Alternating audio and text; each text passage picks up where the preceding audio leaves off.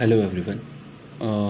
सी D S 2022 का जो exam है वो 2 सितंबर को कंडक्ट करा गया है यूपीएससी के द्वारा। तो आप सभी लोग ने भी वो एग्ज़ाम दिया होगा और आई होप आपका अच्छा गया होगा एग्ज़ाम।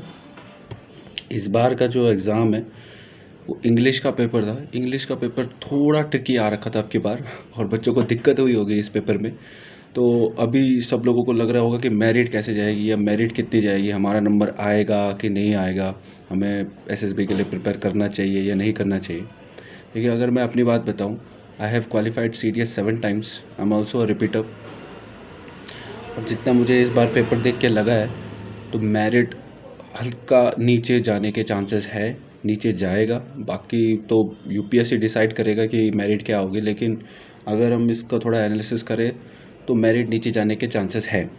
अगर हम देखें सी डी एस 2021 की मेरिट अगर देखें तो आई एम ए की गई थी 138, जो बनता है 46%।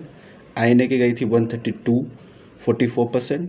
ए एफ ए की गई थी 148, 49.33%। और ओ टी ए मैन की गई थी 102, 51%।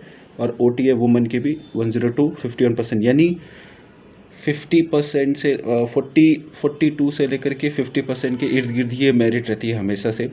कभी मेरिट ने ऐसा जंप नहीं लिया है कि 56 प्लस या 55 प्लस से जाए, क्योंकि यूपीएससी, आपको पता होगा कि यूपीएससी की मेरिट कभी इतनी हाई नहीं जाती है अनटिल की पेपर थोड़ा इजी आ जाए। पेपर इजी आया था, वो आया था सी डी एस 2021 का। अगर उसमें मेरिट देखें आप तो आई एम ए की थी 145 पे कब एक किसी टाइम पर ए एफ ए की मेरिट लगती थी, वो भी हाईएस्ट। अभी आई एम ए का आ गया था उस time. I N A 136, A F A 158 और ओ टी ए 107। अब यहाँ पर कुछ लोग बोलेंगे कि हर बार जो है वो मेरिट हमेशा ऊपर ही जाती है, लेकिन ऐसा नहीं है। अगर आप सी डी एस 2021 देख रहे हैं तो उसमें ओ टी है 107, लेकिन अगर आप दूसरी तरफ देख रहे हैं सी डी एस 2021, उसमें ओ टी है 102, यानी 5 नंबर घटा है। तो इट डिपेंड्स ऑन पेपर कि पेपर कैसे आया है। अगर पेपर ईजी रहा होगा तो मेरिट चांसेस है कि ऊपर ही बढ़ेगा, लेकिन अगर पेपर थोड़ा भी ट्रिकी आया होगा तो कोई चांस नहीं है कि पेपर जो है वो आगे बढ़ा होगा या मेरिट जो है वो हाई गई होगी।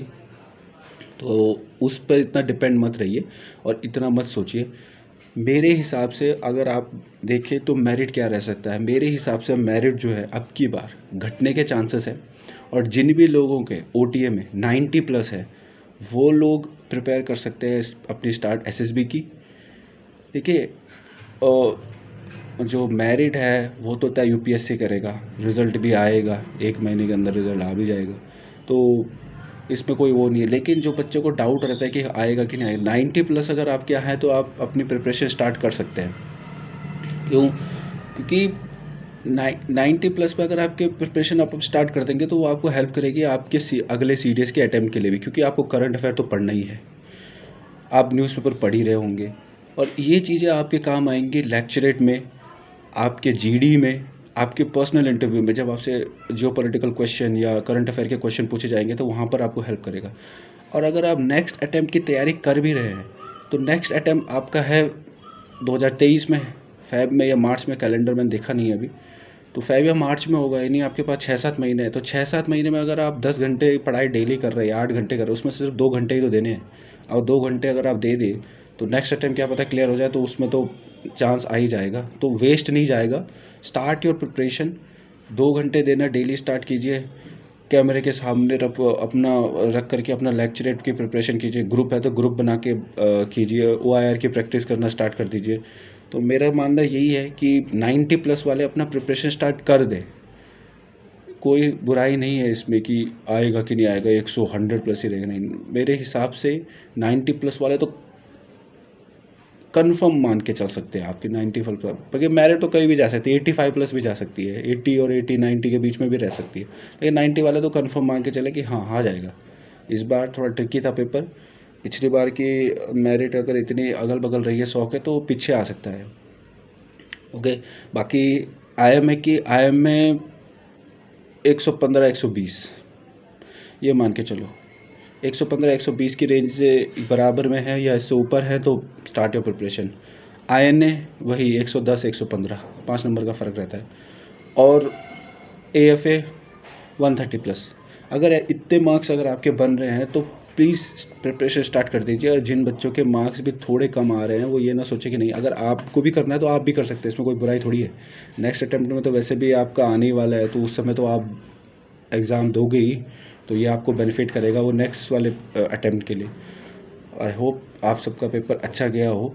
और मेरिट के हेर फेर में अगर आप हैं तो अपना प्रिपरेशन स्टार्ट कर दीजिए, क्योंकि एसएसबी में बहुत टाइम जो है, आईएमए वालों को तो बहुत टाइम कम मिलता है। आईएमए अगर आप मेरिट अभी निकल के आ गया तो नवंबर दिसंबर जल्दी आ जाएगा। बाकी ओटी वालों को तो 5-6 महीने मिलता है, तो ठीक है, लेकिन आईएमए वाले एएफए वालों को तो जल्दी एसएसबी आ जाता है। तो अपना प्रिपरेशन आप स्टार्ट कर दीजिए। बाकी अगर आपको एसएसबी से रिलेटेड कोई और इन्फॉर्मेशन चाहिए तो मैं वो शेयर कर दूंगा। और ओआईआर से रिलेटेड अगर आपको वीडियोस चाहिए तो मैं वो आपको बता दूंगा कि किस टाइप के क्वेश्चन जो है वो ओआईआर में आते हैं, क्योंकि ओआईआर में रीजनिंग में फ़र्क होता है। ओआईआर में आपको वो एसएससी वाली रीजनिंग नहीं आती है जो आजकल बुक्स में पढ़ाते हैं, वो नहीं आता है, बेवकूफ़ बनाते हैं सब। उसमें इंटेलिजेंस से रिलेटेड क्वेश्चन होते हैं, वो क्वेश्चन रीजनिंग के नहीं होते हैं ओआईआर में। और 1 और 2 ही हिट करना होता है ज़्यादा से ज़्यादा, या 3, इससे नीचे हिट करोगे तो एसएसबी में स्क्रीनिंग में ही निकल लोगे। तो आई होप आप सबका पेपर अच्छा गया होगा और आप अगले अटेम्प्ट के लिए तैयारी कर रहे होंगे। बाकी ऑल द बेस्ट, क्या पता एसएसबी में मिले फिर से। Thank you so much.